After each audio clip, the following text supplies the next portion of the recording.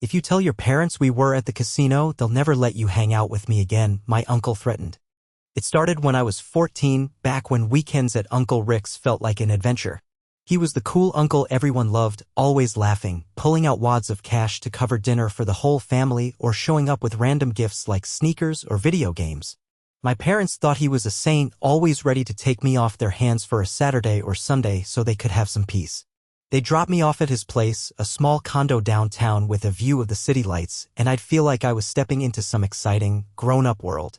At first, it was just pizza nights and movies, maybe a trip to the arcade. But as I got older, things changed. Our hangouts started stretching into the early morning hours. He'd drive us out to these glitzy casinos an hour outside town, the kind with slot machines that never stopped chiming and waitresses in tight outfits carrying trays of drinks. I wasn't old enough to gamble, so I'd sit at a diner counter nearby, sipping soda while he played blackjack or poker.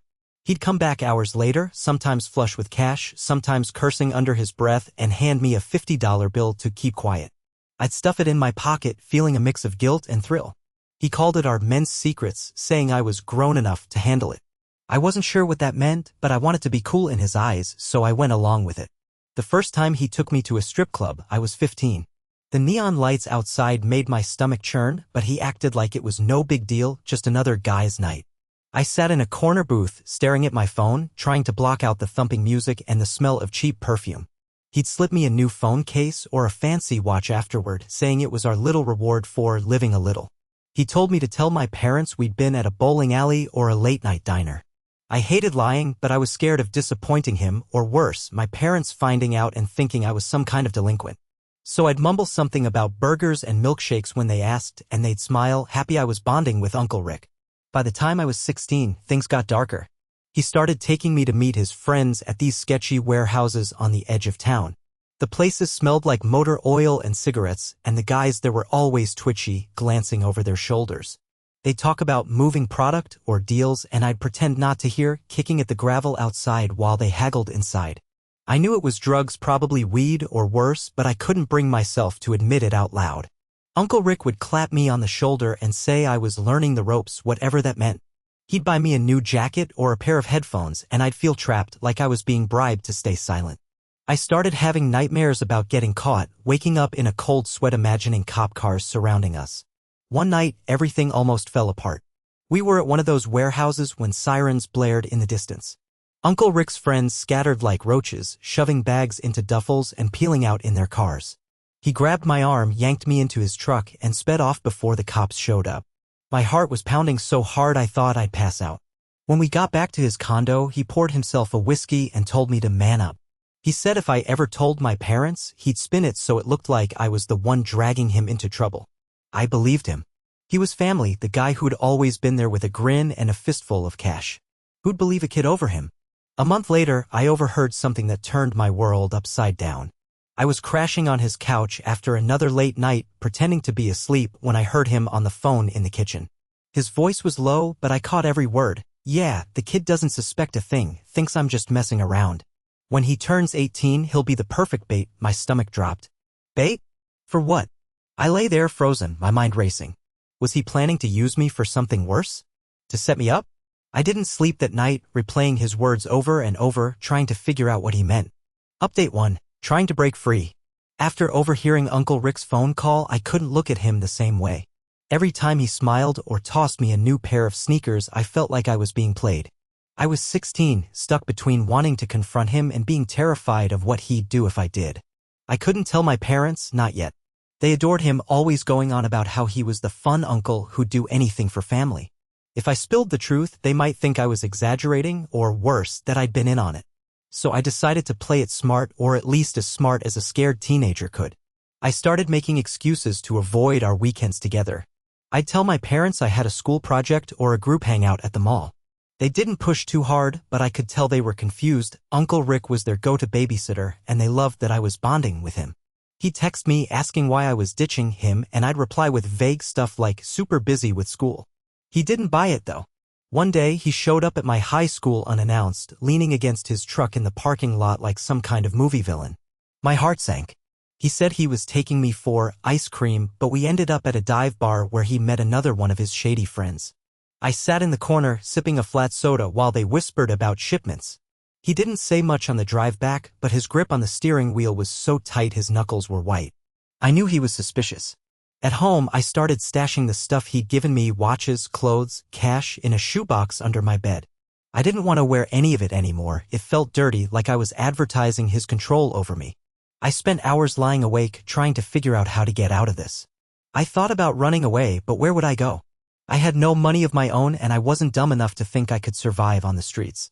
I considered telling my school counselor, but I was paranoid she'd call my parents right away and then Uncle Rick would twist the story. I felt like I was drowning with no one to throw me a lifeline. Then something unexpected happened. My best friend's older brother, who was in college, noticed I was acting weird. We were all hanging out at their house, playing video games, and I guess I was quieter than usual. He pulled me aside and asked what was up. I didn't tell him everything, just that I was having family drama and didn't know how to handle it. He didn't pry, but he gave me a burner phone he'd used for some side hustle, saying it was untraceable. If you ever need to call someone without anyone knowing, use this, he said. I hid it in my sock drawer, feeling a tiny spark of hope. For the first time, I had a tool Uncle Rick didn't control. Update 2, the setup and the twist. By the time I was 17, I was walking on eggshells around Uncle Rick. He was getting bolder, taking me to riskier places like backrooms of vape shops where guys counted stacks of cash or motels where people came and went with duffel bags. He'd started calling me his good luck charm, which made my skin crawl. I was still using the burner phone to text my friend's brother, who'd become my secret lifeline. He told me to start documenting everything: dates, places, what I saw. I kept a tiny notebook in my backpack, scribbling details after every outing with Uncle Rick. It felt like I was building a case, even if I didn't know what I'd do with it. One night, Uncle Rick took me to a rundown house in a neighborhood I'd never seen before. The place was falling apart, peeling paint, broken windows taped over with cardboard. Inside, it was packed with people playing cards and smoking. I stayed by the door, clutching my phone, while he disappeared into a back room. Hours passed, and I was ready to bolt when I heard shouting.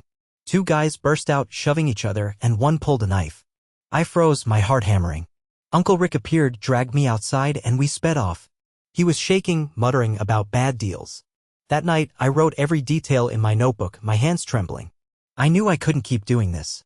Then came the biggest twist yet. One weekend, Uncle Rick told my parents he was taking me on a fishing trip.